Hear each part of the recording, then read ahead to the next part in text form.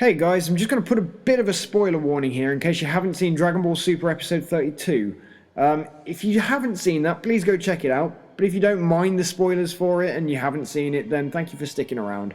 But anyway, I'm just going to cut straight into this. After this week's Dragon Ball Super episode, where they virtually crammed 2 manga chapters into one episode, it got a lot of people talking even more about Super's obscure pacing. The show has moved so fast that it's skipping through things that could be really interesting. Instead of seeing in-depth room of spirit and time training with Goku and Vegeta, we got 1 minute of badly animated combat footage and then Goku and Vegeta sat down and had a chat. That's rubbish. They're training for an inter-universal tournament and spending 3 years in the room of spirit and time. Yet, we got 1 minute of footage. The travelling to the nameless planet took about 5 minutes. Meeting the new characters took about 4 minutes. We skipped through the IQ test within about 2 minutes, and they selected the fighters, and now we've queued up the fight between Goku and Batamo. So, why is the anime's pacing so fast? Well, the truth is, we don't have all the answers, but a pretty good one is the ratings. So far, the show's ratings have been utterly average, that the show has consistently stayed around 8th place in terms of Japan's anime TV ratings. Super's first episode rating was at a 7.9%, which was the highest it had been in terms of live ratings. I've not mentioned DVR ratings just simply because they're not really incorporated into the way that they calculate it for this. But after a few episodes, it consistently started to perform at about a 5.8 live rating, some even performing as low as 4.7%. And since the new episodes, it's popped back up to around a 6.6. So based on this performance, it's still even pale in comparison to the ratings that GT was hitting. GT's first episode drew a 19.6%, and its minimum episode, which was 21, drew a 9.6%. Super hasn't even hit GT's minimum yet.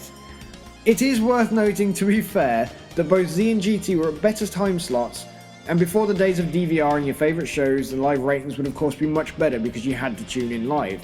But even still, comparing it to other animes showing currently from the likes of Crayon Shin-chan and One Piece, of which are hitting 9s and 10s pretty much week in and week out, it's not hard to realise that the show needs to do well to continue being featured, and it needs good ratings. So why should this affect the pacing? Well, due to Toyotaro's manga adaptation leaks, people are very much aware of what's going to happen within the anime. If not exactly the same, then at least similarly. It's not new news to anybody who compares the show to the manga to realise since the Fukatsu no F arc or the Resurrection F arc, the show's pacing has been set to 110%. So realistically, people already know roughly what they're going to tune in for. In theory, I will admit that most Dragon Ball fans will continue to watch and tune in regardless, but if they know what's going to happen and they're not too bothered, they'll just DVR it and maybe not even bother watching it.